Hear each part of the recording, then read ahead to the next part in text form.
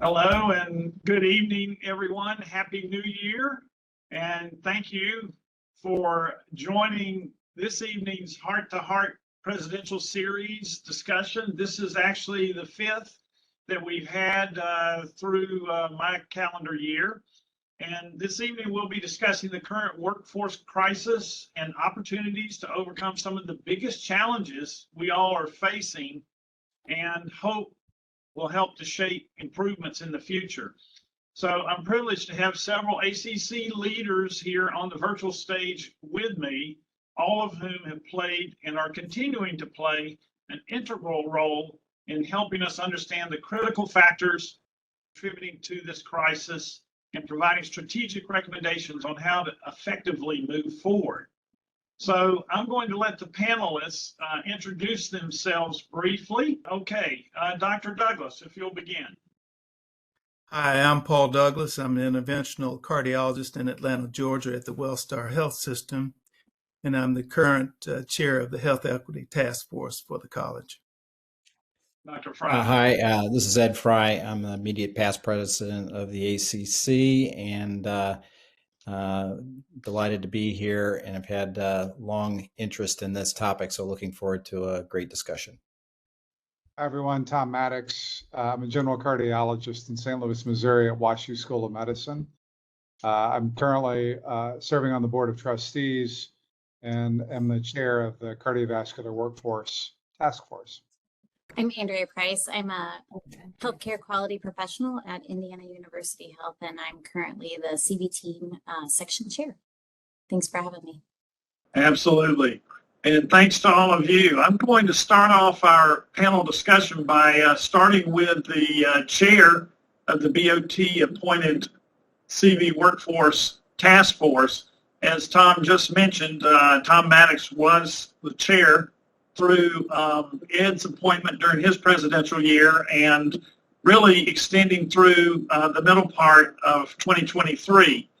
So Tom, if you could just enlighten us on some of the key takeaways from your task force findings in terms of primary stressors and other factors that are contributing to the current workforce crisis that we see today.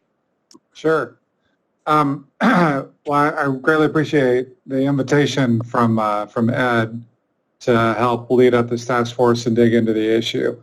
And to be totally honest, I hadn't appreciated the gravity of the issue until I and the other task force members, along with ACC staff, started digging into it. So we really wanted to kind of get into what was truly driving some of the workforce pain that we're hearing from our cardiovascular community. And so we did a lot of interviews and research, I think all told over 55 interviews with a variety of practitioners, health system leaders, and other folks connected to the cardiovascular workforce. And as we synthesized all that information that we got, we realized that the contributors to this sense of burnout and the sense of crisis that our workforce is currently experiencing could be categorized into factors that impact the supply of cardiovascular professionals in our country and the demands that are on them as they seek to deliver care to patients. So on the supply side, I think all of us are familiar, particularly for physicians, we have very long training pathways to become a cardiologist in our current training scheme. And as you know, you go through medical school and then general medicine residency and then cardiovascular training. And then if you're choosing to do a subspecialty, it's an additional several years. So as a result, we have a lot of either people interested in cardiovascular disease that choose not to do that because they're not interested in taking that kind of time. And if they do choose to do it, they're not entering the workforce until often their early to mid 30s. Similarly, there is a pressure, both from a reimbursement and frankly an interest point of view, to really become a hyper specialist, if you will, in cardiovascular medicine.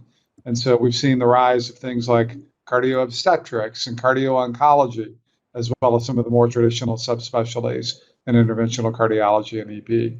And these fields are important and a lot of fun, really fulfilling. But the problem is that we find that when people get into practice, they often only want to practice and take call and focus on those areas in which they trained, which makes sense. But when you play that out from an aggregate point of view, it means that we have a shortage of general cardiologists to help with what we know to be the bulk of cardiovascular disease that's out there. We also know that there's a perception and a reality of an unfavorable work-life balance. And a lot of our younger trainees are looking for something different than what historically cardiology has been able to offer. And our practice environments and our training pathways haven't yet caught up. And then finally, although a lot of this is around MDs, we know that it's a team sport in cardiovascular care, and that the shortages that we talk about among MDs apply to all kinds of cardiovascular professionals, be it APPs or cath lab techs or echocardiographers, all the various professionals that are needed to provide high quality care. So all of those were stressors on the supply of cardiovascular workforce. On the demand side, I would argue, and having rolled off service last week, I could see firsthand the complexity and sickness of the patients that we manage today is arguably higher than it's ever been in our history. And I often think this is a little bit of something of our own making. I think the amazing science and technology and abilities that we have today to get somebody through some of the acute episodes of cardiovascular emergencies, heart attacks, et cetera, has never been better. But the problem is we tend to leave a long trail of significant comorbidity. It's compounded with the fact that a lot of people have other disease conditions and organ dysfunction. And then finally, people are living longer. So we end up with a very old, very sick, highly comorbid population. And managing them is something we can do well, but it takes a degree of focus and time that arguably we haven't had to do before. We also know that the complexity of care and the myriad things that need to be thought about and accounted for when we're preparing somebody for an LVAD or a complex EP procedure or all the various other things we can do, again, add to that time and complexity and make it a harder and harder practice environment. And then finally, nobody is immune to both the increasing costs and the reducing reimbursement that is just part of a feature of the U.S. healthcare system right now. And all of that, of course, puts more strain, particularly for our colleagues who are still in the fee-for-service environment, to see more complex patients quicker, and that's just a recipe for burnout. So again, supply and demand both have factors that are driving some of these crises. And as we uncovered these, it was helpful to account for them so that we as a college, both as one professional society and in partnership with our sister societies, could start thinking about solutions. So those are some of the high level takeaways that we found in our work. Thanks, Tom. I mean, that was some great background information, I think highly valuable as we continue our discussion. You did mention about the CV team and about the whole cardiovascular heart team approach and how, this is something that is part of this potential transition. So I'm going to turn it to Andrea and ask you, one of the main stressors mentioned by Dr. Maddox is this insufficient pipeline of staff. First of all, I'm going to ask you, what is your takeaway from what you're experiencing in Indianapolis and in Indiana, and also in your leadership role of the CV section around the country, and then ask you to talk a little bit about the opportunities to better leverage the entire cardiovascular care team. Thank you for that. I'll share my perspective. I've been in healthcare a little over 25 years in a couple of different institutions, as well as a couple of different roles. And I think in theory, everybody understands the value of team-based care. And collectively, we are better together. The patient is better. The work environment is better. I think where the challenges come into play are really at more of the local level, and how do you implement efficient team-based care in a way that is meaningful, that has people working at the top of their license, that is smooth and efficient. And not only how do you operationalize it, how do you sustain it? Because in my various roles, um, I'm a healthcare quality professional, and what makes me cozy is swim lanes, workflow, all of those type of things. That is my total work love language. But I would have to say that some people are a little bit intimidated as far as standard work. They like to have something that's about them, right? So you come through and this is how I contribute, and I do it this way. When in reality, the culture that I really try to lead from is, regardless if it's the work that I'm doing or somebody on my team, we need to be able to make it not about the person and it's about the team. This is the role that you play on the team. Very similar to any sort of sporting, right? Like if you have a basketball team, you may have a play around your star player, but ultimately, you're always going to set the point guard up to be successful, regardless who is the point guard. And so as leaders are thinking about how do you set up your teams and your CV teams, we need to think about it more from the role perspective. But going back to the pipeline, one of the things, just like we have to meet patients where they are, we have to meet our workforce where they are. And this can mean a lot of different things for different training. So we know that the path forward for a physician, a cardiologist, looks very similar. And it's very standardized. Whether you're an interventional cardiologist, a general cardiologist, you for the most part are falling through the same track.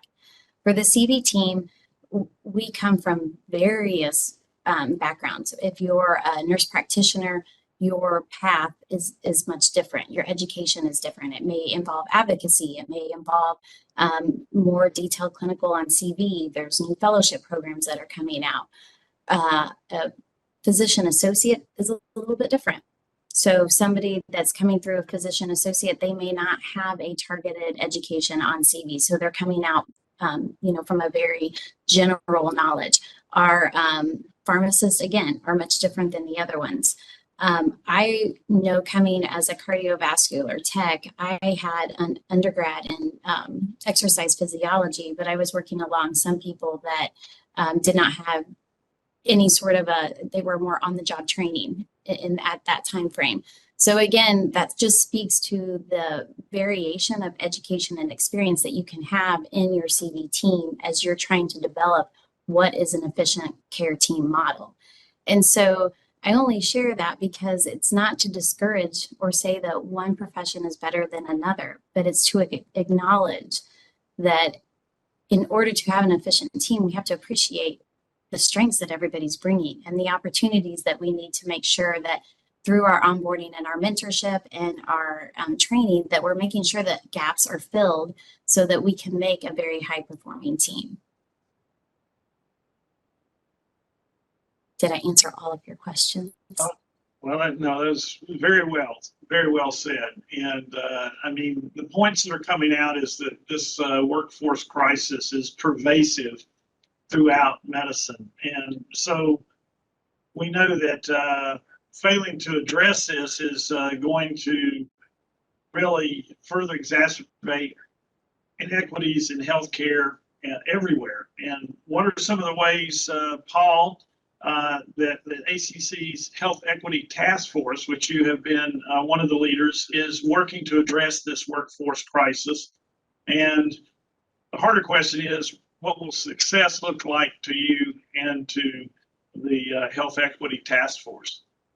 Well, thank you, Hadley, for that. I want everybody to understand the fact that when we're talking about health equity, we really are on a pathway, if you will, that we're trying to reach a destination, but it's the journey that's going to get us there.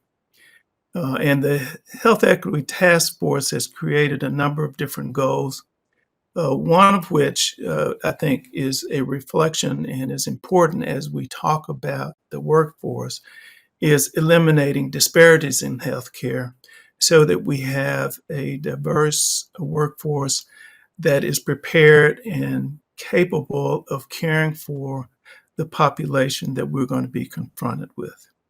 And so the task force, from my standpoint, what we're doing is trying to create that culture that helps people understand the importance of health equity principles helps us to make people feel a sense of belonging when they're involved with the college, and makes people very comfortable in the environment, the workforce environment that Andrew was just talking about, and the importance of the team approach to caring for people with cardiovascular disease. And so, as we look at our strategy and how we try to achieve health equity as a mandate from the Board of Trustees, we realize that that pathway in developing the workforce is extremely important. And I want to just highlight the fact that the Diversity and Inclusion Committee, headed by Quinn Capers and soon to be headed by Jennifer Merez, have done a wonderful job of creating various programs, a couple of which I'd like to highlight. One is the Young Scholars Program. And this is a program that brings in undergraduate students and high school students and exposes them to cardiovascular professionals and allows them to establish a relationship with the college and to have a mentor relationship with members of the college. If we're going to solve this problem with the workforce, we really have to make what we're doing as professionals in cardiovascular medicine very attractive. And we've had a hard time doing that. So we think that if we can engage these individuals early on, that we'll have a better chance of ensuring that they will see the beauty and the importance of cardiovascular medicine and caring for people who are very vulnerable and who represent the largest population of people who die in the world. And so that's one thing. And I think that program is extremely important and important to our success. The other program that I think I want to mention is the Clinical Trials Research Program. That program has given early career professionals, and especially women, who have not been as active in research, an opportunity to participate in clinical trials research. If we're going to have a robust clinical trials program, we need to be sure that we have people in the program that look like the folks that we're having to care for. And so being able to recruit underrepresented minorities to the research program and having a diverse population of clinical trials investigators, I think is extremely important and another key to our success. And then the last program that I want to mention is the internal medicine cardiology programs. And I think that this program probably has the greatest opportunity to really is low-hanging fruit for us. These are people who are already in training, in internal medicine training, and this gives them an opportunity to connect with mentors in cardiovascular medicine, expose them to our annual scientific session, allow them to see what cardiovascular medicine is like and why it's such a valuable profession. And I think that that's a low-hanging fruit. And many of the training difficulties that Tom mentioned, the longevity of the training, I think that we really need to help people understand how much fun that can be. That as you learn in the evolving science of cardiovascular medicine, in my mind, has outstripped many of our other subspecialties, and that we have really had an advance and an evolution in our ability to care for people that is extremely exciting and I think should be attractive to young investigative minds. And so those are things that I think are important. One of the things that we understand as a task force is the role that structural racism and the legacy of racism in this country has played, and why we're having a hard time having underrepresented minorities in cardiovascular medicine. And so we have in that cardiology internal medicine program cohorts that are focused on: one is African Americans, two, women, three, Latinx and Hispanics, four, the LGBTQ plus community, and the latest and upcoming in 2024 will be the indigenous populations cohort. And all of these are underrepresented groups that we think will give us an opportunity to bring them into the fold, help us to meet the workforce crises that we're being confronted with. And I think that will help us to deliver a higher quality of care when we have a more diverse workforce. And so our ability to encompass that challenge and our ability to welcome these underrepresented groups into cardiovascular medicine, I think will play a key role in our ability to deal with this workforce crisis. Thanks, Paul. Those are some really important and exciting solutions. I want to turn to Ed. Praise and kudos to you, Ed, really for making the workforce crisis and identifying it and making it, one of your themes of trying to look for solutions during your presidential year. And I think you've been very successful with putting together the task force and then sort of being able to reap the findings so that we can look towards those solutions. Paul gave us several good solutions, and just going to turn to you. And in your mind, what are some of the biggest short-term and long-term opportunities for addressing workforce issues, and maybe some solutions that we haven't spoken to yet this evening? Well, great. Well, thanks. And as with everything within the college, everything is teamwork. So huge amount of effort by a lot of different people to bring this together and really not only start the conversation, but I think the work that Tom led in terms of actually putting out some solutions. We're really good at describing problems. We're not as good at effectuating change, but I think you've heard some great ideas, and there are certainly a plethora of ideas. I'll just say I have a very selfish vested interest in this. I suspect that I will be more a recipient of this care than probably a provider of the new care paradigm considering these workforce issues. So we better get it right for very personal reasons. So I'll just go over a couple of short-term and long-term, I think, both opportunities and maybe things that we actually, more granular things that we could actually concentrate that I think are realistic. I think it's important to do this in the framework that you and Tom and Andrea and Paul have laid out along the idea of, really being very objective about describing the problem rather than the usual reaction that we have in our day-to-day practices where we get frustrated that there's not enough staff, we can't schedule things, we can't get things done, and really dig deep as to why.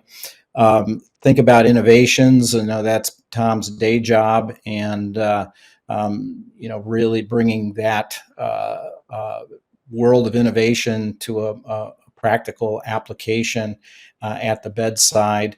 The true enabling of the team, which Andrea spoke about, and then really the importance of equity and access, and not just access in terms of our patients' access, but access of new and really underrepresented groups into the cardiovascular workforce that will really be key to help us deal with this. But in the short term, I think of this in a couple different ways. So we think about just the cadre of whether it's physicians, nurses, staff. We need to look at both the early part of their career and the latter part of their career. We need to, as Paul talked about, get people interested in cardiology, cardiovascular care at all of the professional levels and to facilitate that. And at the back end, we need to extend or at least allow the opportunity to extend careers in cardiology. There are many of us who are, towards the end of our career, still have tremendous interest and probably a lot of experience to bring, but maybe don't want to be on call all the time or don't want to work a full schedule. There's a huge wealth of both experience and personal contribution that can be made there. In fact, this is really sort of dealing with probably the biggest drain on the physician side of the workforce crisis. We know that the number of people leaving practice far exceeds the number who are coming into practice. So learning how to, develop job sharing, to extend careers, part-time opportunities, that'll have a big short-term impact. Same as it is with considering about training slots, both for cardiovascular fellowship and in nursing school. And, the interesting thing is that resources are there. There's money in the CARES Act that had been appropriated during part of the COVID response, but it's stuck in Congress. It's not been sort of finely distributed. And so there are resources there to increase training, and we really need to, through our advocacy efforts in the college, push that. Andrea touched on expanding and optimizing true team-based care.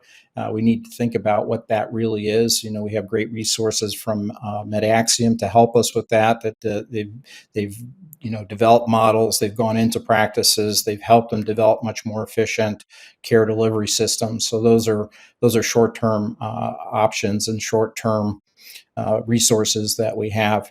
Very mechanistic things like reconfiguring and optimizing EHR, simplifying the interface with all the information technology that we have to deal with, delegating clinical tasks through the care team. And actually, as I think a more longer term goal, we'll be really looking at what constitutes the care team. And we may take a lead from low to middle income countries who've moved to expand what the care team is to really include community health workers. And I think that's an incredibly underutilized potential solution to this problem. And then equipping the cardiovascular team with the non-clinical competencies to best manage their system. We do a great job of knowing what to do through clinical guidance, guidelines, research, education. We're not so good at sort of describing how to do something, implementation science. And so I think that's an area where we can continue to work on. Both in the short term and the long term, I think we also need to look towards incentivizing high value care. And I'll come back to that in just a second. So longer term, in addition to expanding training of our physicians and nurses and staff, we also need to retain them.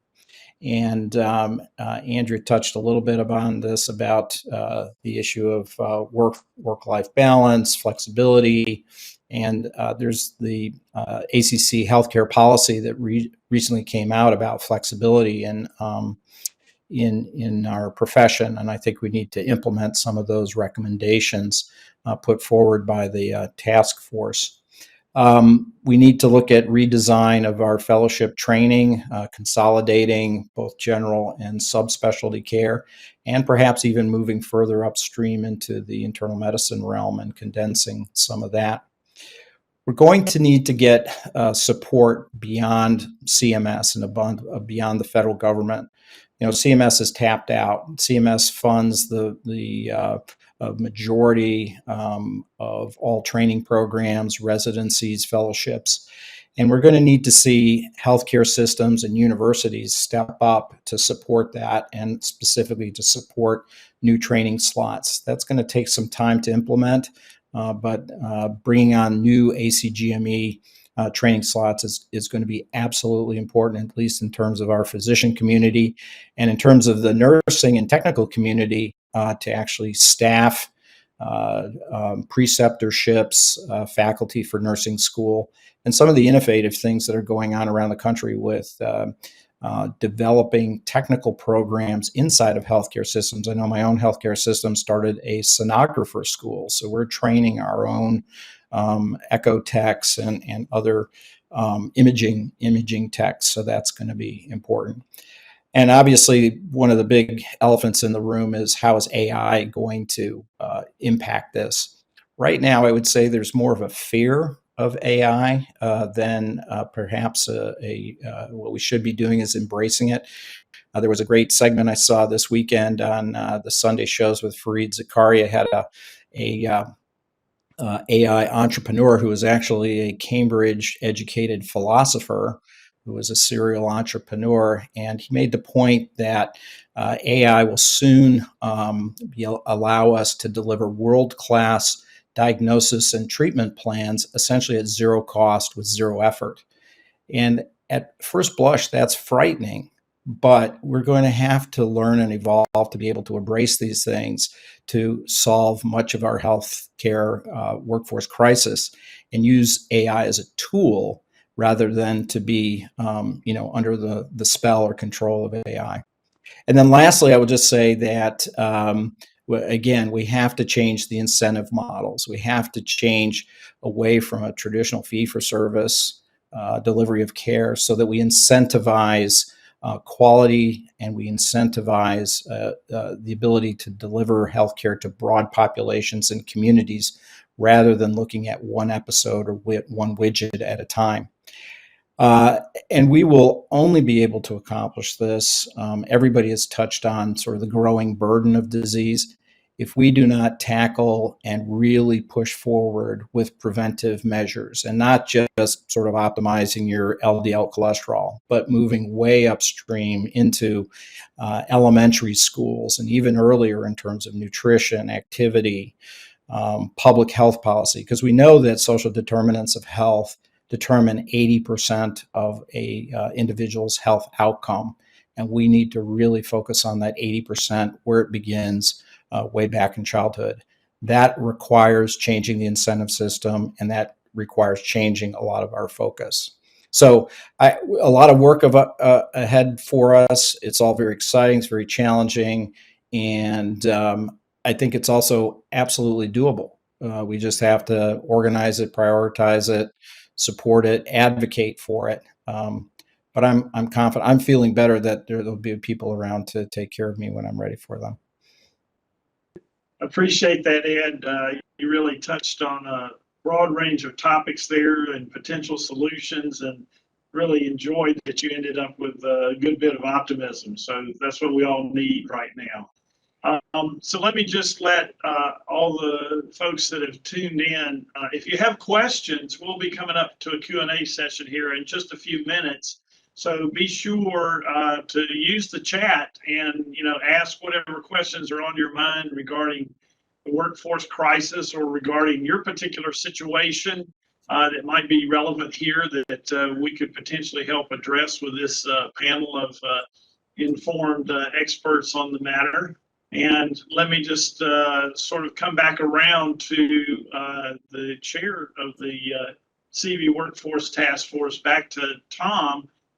You recognized early on, Tom, that this is not just something that the Workforce Task Force can do, or even the ACC, but we really need to have a broad range of not only partnerships but advocacy to try and achieve some of these goals and solutions. Would you like to just maybe expand a little bit about how the task force has been reaching out to try and form these partnerships, as well as advocating for the CV workforce?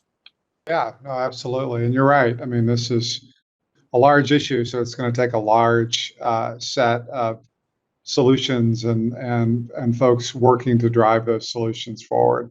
And it's far bigger than just the college. So in terms of partnerships, a couple of examples that piggyback a little bit on what Ed's inventory was of solutions we're going to pursue. One is if we're gonna reconceptualize our training pathways and look for efficiencies to where we obviously train high quality professionals, but do it in an efficient timeline, then we're going to have to partner with the various accrediting agencies and other training programs. That, for example, if we wanted to do a mashup of internal medicine and cardiology training, then working with organizations like ABIM and GME and other entities charged with organizing training programs will be really important for that.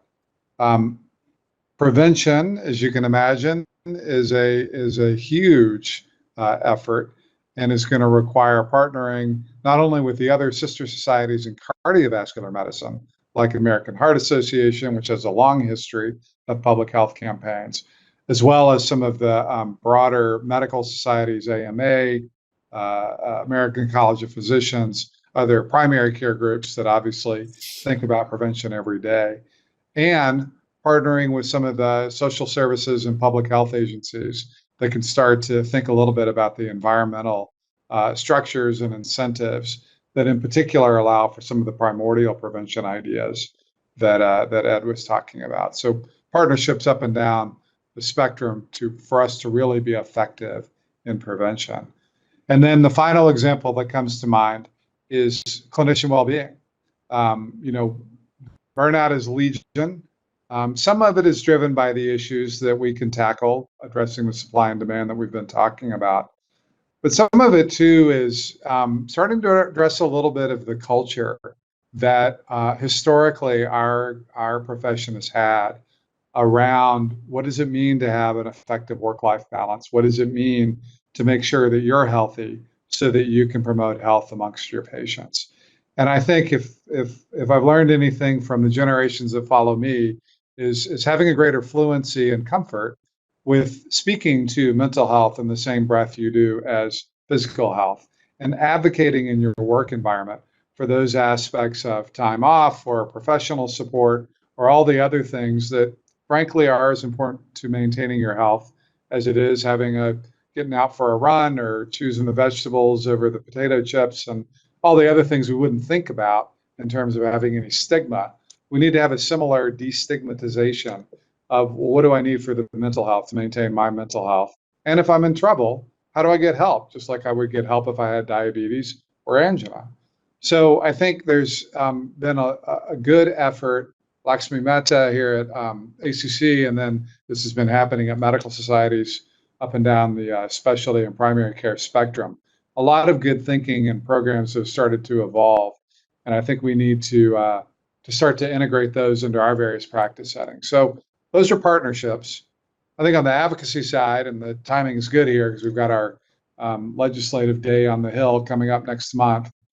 Advocacy is going to be a really key part of our solution set. So, on the training side, you can imagine improving or at least reducing the burden of visa requirements for a lot of our international colleagues, and being able to provide some better gateways to increase the supply of our cardiovascular professionals will be an important thing to advocate for.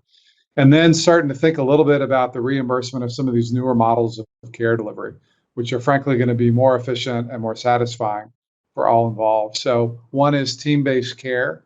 Even though, as Andrea mentioned, we have a lot of models on how to do it out there, it's still not sort of optimal in terms of how it's reimbursed. We're still viewed as individuals and can bill at various levels, and that sort of sets up a siloed way of practicing, which is ultimately not scalable or efficient. So thinking about new reimbursement models to support new team-based models is one. And then second is, as Ed talked about, the digital health tools that we're starting to develop, some of these new analytic approaches like AI. It's going to change how we interact with our patients.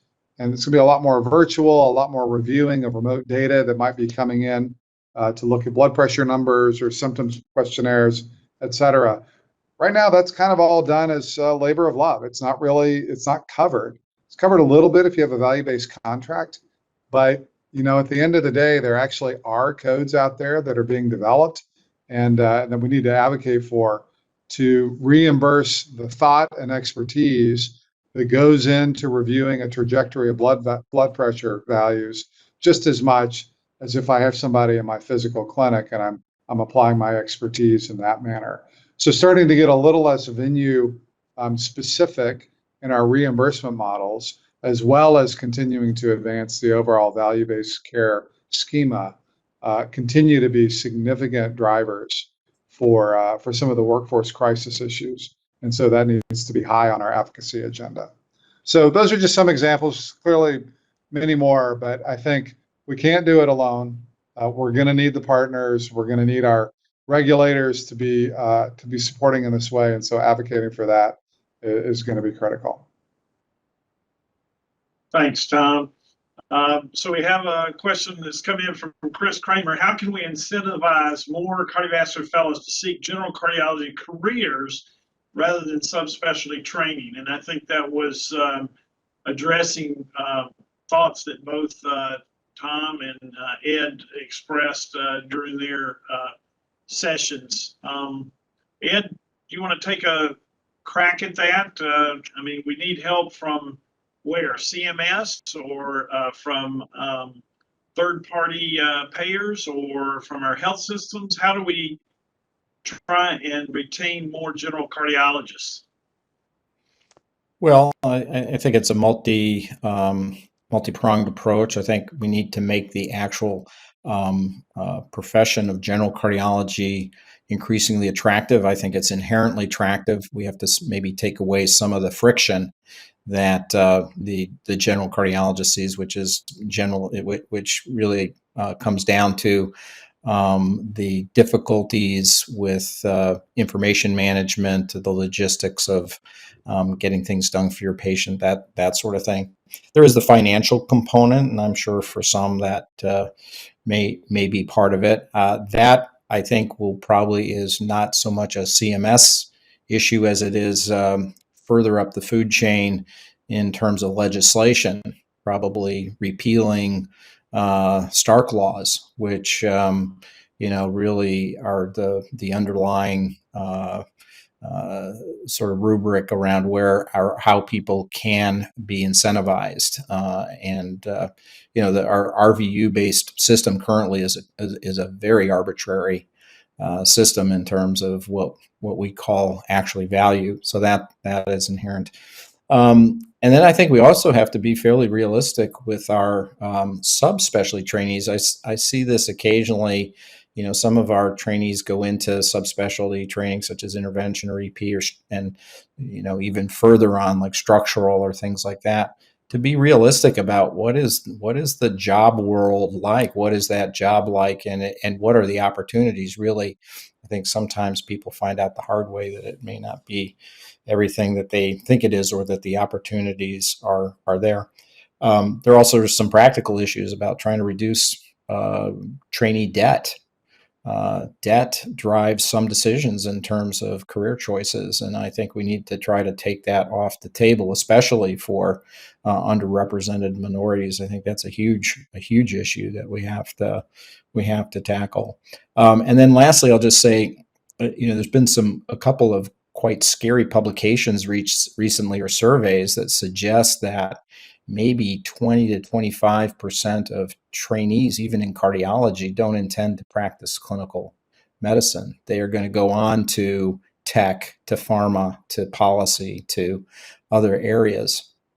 And so I think we need to figure out how do we accommodate that reality in generating the numbers of people that we really have to have in our clinical team.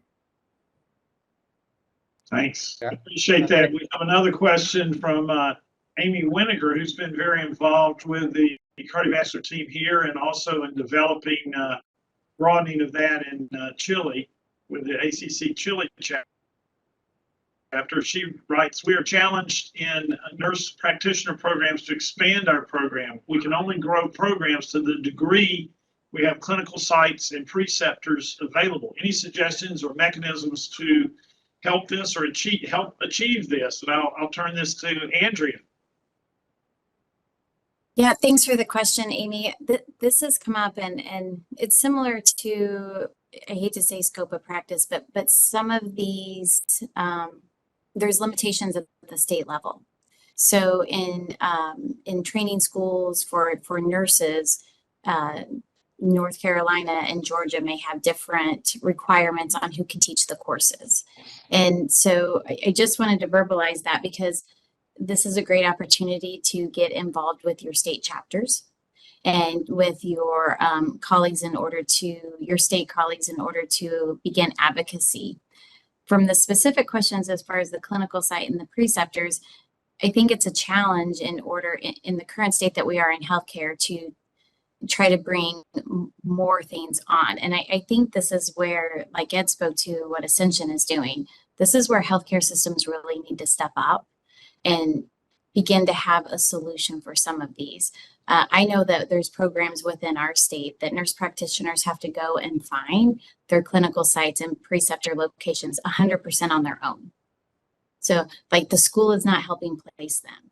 And some of them can't find them in the time that they need to do it. And so we're losing these people that are motivated and have had education because they can't get their clinical done, so they can't graduate. And so it's really frustrating. And Amy, I hear your frustration as well, to have people come this far but not be able to get them into the workforce. And so while I don't have a complete solution, I do feel that this is a place where healthcare systems can really try to partner with schools. I know we're part of an integrated system, but try to get these dedicated spots in, similar to how we do with our physicians when we bring resident clinics up. We need to, look at potential solutions to bring in additional members of the CV team in order to keep the pipeline coming through.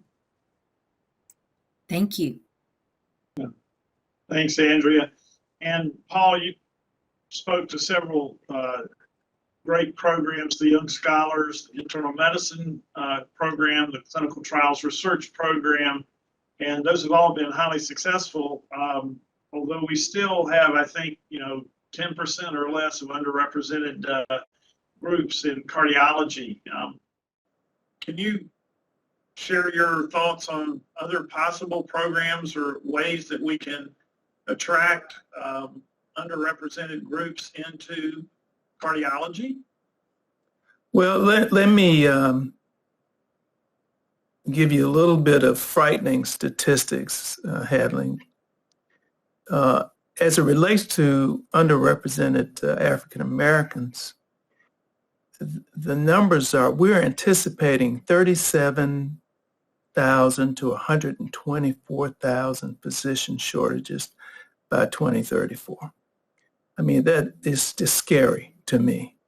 And I think that it is an illustration of the severity of the workforce crisis that we're all being confronted with. And so I think that if we're going to be intentional about solving this problem, that we really have to improve those numbers. We really have to be able to provide the appropriate primary and secondary education for people who potentially could fill that pathway. And I think that it's extremely important that we understand that and understand the criticalness of the challenge. The other thing that I think that we have to recognize is that the burden of cardiovascular disease is going to continue to grow, and particularly in those under-resourced communities that we're all concerned about and realize are the most vulnerable. And so having a workforce that is diverse, that can deal with that population and improve the quality of care that population receives, I think is going to be critically important and should be one of our strategic aims as a college. And so the programs that we're talking about, we need the philanthropy. The college has a very robust philanthropic effort to support financially and with human resources these programs that I've outlined. And it's extremely important, I think, that many of our potential partners and collaborators understand why we're doing this and what the benefit will be and how it's going to serve our nation and also globally how it will impact cardiovascular care around the world. And so I think that it's important that we continue with the advocacy piece that Tom talked about. We have to educate our legislators and regulators about what types of work crises we're about to confront. And then we have to have the resources in place to grow the educational programs that are going to be necessary to have an adequate, diverse workforce that's going to bring quality care for particularly to the most vulnerable. Thanks, Paul. That was very helpful. I really appreciate also your bringing out the aspect that we need to consider having philanthropy as part of that equation. So I think that was very, very important. John Fontaine asks, the use of RVU appears antithetical to a team-based and value-based care approach, the old conundrum. What is the opinion of the presenters' leadership on fostering a better team-based and value-based system? So, Tom or Ed, would you like to try and take a stab at this one? Oh, John, I certainly agree. It's a historical artifact, obviously, from when we were truly only fee for service. I appreciate the intent of the program, and that is to pay for the amount of work being done. But I think it's just become a different philosophy now. And both by bringing in more than just one team member and having it not just be a pure transactional, they say eat what you kill, which is more violent than it needs to be. But, I think this idea that it's going to be a team sport and that we need to be oriented to promoting cardiac health rather than just delivering cardiac care means that we need a new way of accounting for the care that's delivered. And the models that I've seen that seem to be moving towards that direction tend to be a little bit more of a shared almost salary model with a little bit of accounting for the time and complexity involved. If you're spending, 6 hours in an EP procedure, that needs to have some sort of accounting from a reimbursement point of view. But at the end of the day, the team should be responsible for the patient's health. And if that's your guiding mantra, then you need to set up your reimbursement structures accordingly. And I think that constitutes a big part of the advocacy agenda that the college continues to push for at the Hill as well as at the state level to make sure that we can practice in the way we want to and not get penalized from a reimbursement point of view. It's a long-term play. It's not going to be solved next year, but I actually am encouraged that more and more, and actually surprisingly from our commercial insurers, we're seeing more and more of a move to that value-based structure. So I am as guilty as the next person of saying we're going to have value-based care every year for 30 years. But to be honest, I'm actually seeing some traction there that, to me anyway, is encouraging.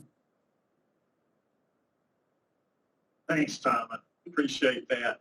So we just have a few minutes left. I'm just going to go around the gallery here and just maybe make a 1-minute response about something that maybe you felt like you wanted to say and didn't have a chance to say, or if not, I'm going to ask you to just add one thing that you think could be a short-term gain in this situation that could help us in the next 3 to 5 years. I'll start with you, Andrea.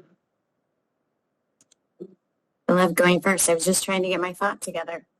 I think we've got very large external demands and external issues that need to be solved from the RVU and from all of that that we've discussed, all of the various issues. But what people can do today is to go back to your institution or to go to another member and figure out how you can support each other. Because while a lot of our very large issues are outside of our control, burnout and appreciation and feeling valued for the work that you do and working together as a team is accomplished at a grassroots level. It's accomplished in your office, it's accomplished in the clinics, and it's accomplished by having conversation on what's important to other people and being flexible so that you can support each other as things come up. And so I would challenge everybody listening that although it feels ominous, everybody can go back and do something kind to somebody else that they're working with and try to spread the appreciation and spread, hope for a change, because at some point it will have to change. Those are great positive words. Thanks, Andrea. Paul, any parting words you would like to share with us? Yes, one of the things that I think, and obviously I see everything through a health equity lens, and I want you to to understand that. One of the things I think is important for us to do is to be sure that we're creating an environment where we work that allows people to have a sense of belonging. And I think that that will help us in terms of both recruitment and retention, and also in terms of our ability to be satisfied with the work that we do at the end of the day. I think it's important that we realize the humanity of all of the individuals that we interact with on a day-to-day basis, and that we appreciate everybody's role in the cardiovascular enterprise. I think it's important that you find those little wins every day, to help to avoid the burnout that we're seeing, and help to make the environment much more attractive, and maybe some of the attrition that we're seeing, particularly among our advanced career professionals, maybe we can get them to hold on for a little bit longer if the environment is supportive. And so I would just ask that we all be mindful of that, and that we all try to do everything that we can every day to make the world a better place. Thanks, Paul. I appreciate that. And 60 seconds or less. Well, always a challenge for me because I talk too much. But just to echo Paul's thing, I think the most important syllable in the word healthcare is care. And it's care not just for our patients, but for one another and ourselves. I'll just say that I think we must evolve from solely a sick care sort of structure to a healthcare, well-care philosophy without abandoning our excellence in sick care, which is foremost. It'll take a long time to capitalize on the return on investment related to prevention, but I think we must start that focus on well care with prevention now. We may not see those dividends for 20, 30 years, but we can't wait any longer to do that. Thanks, Ed. Tom, final 60 seconds before I close. Thank you for being chair of the CV Workforce Task Force and for sharing that with us this evening. Final parting words from you, sir. Well, thank you for the opportunity. I think, it is a daunting challenge. And if I were a member in the college, I think I'd feel a little overwhelmed and sort of helpless. But I completely agree with Andrea. Start local. Are you taking the time to check in with your colleagues and support one another and just not talk about work all the time, not bitch about, all the tough things that are inherent in it.